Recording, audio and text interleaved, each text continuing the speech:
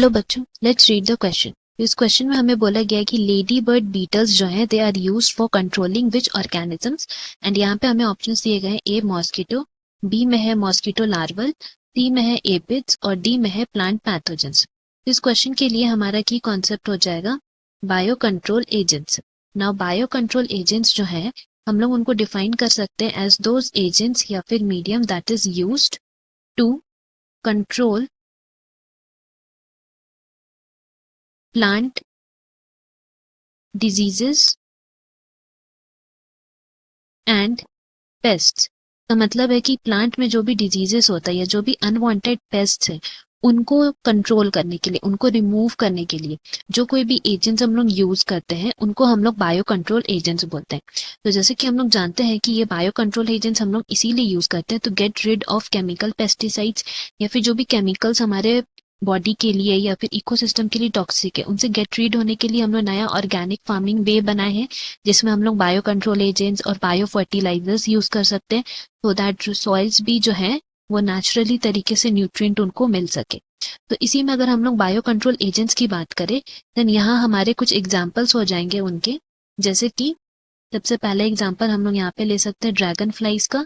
तो dragon flies जो है उनको कभी कर कल्टीवेट किया जाता है विद दी फार्मिंग के साथ ही so that they get rid of mosquitoes. Farming में मॉस्किटोज को रिमूव करने के लिए ड्रैगन फ्लाइज का यूज करते हैं। इसी तरह यहाँ जो हमारा लेडी बर्ड बीटल दिया हुआ है वो जो है उनको भी कल्टीवेट किया जाता है या फिर फार्म जो हम लोग करते हैं फार्मिंग उसमें अगर ये आते हैं तो उनको छोड़ दिया जाता है, उनको मारते नहीं है। क्यों? Because they help to get rid of aphids.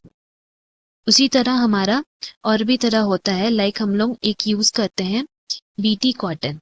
ये बीटी कॉटन वो प्लांट स्पीशीज है which is helpful to remove caterpillars जो कि प्लांट में आ जाते हैं। जैसे कि हम लोग जानते हैं कॉटन प्लांट्स में कैटरपिलर्स जो हैं वो आ जाते हैं, मतलब बटरफ्लाइज जो है वो अपना एग देते हैं एंड ये जो कैटरपिलर्स बाद में जब ग्रो होते हैं तो वो कॉटन्स की लीव को खाते हैं जिस वजह से क्या होता है कि पूरा फार्म जो होता है कॉटन का वो खराब हो जाता है।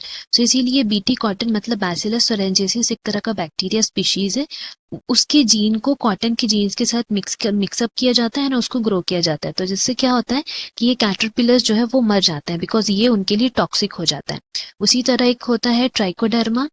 तो ये जो ट्राइकोडर्मा है ये भी हम लोग यूज करते हैं to remove several plant pathogens. तो बहुत से प्लांट पैथोजेंस को यूज करने के लिए, रिमूव करने के लिए हम लोग ट्राइकोडर्मा जो कि एक तरह का फंजाई है उसका भी हम लोग यूज करते हैं।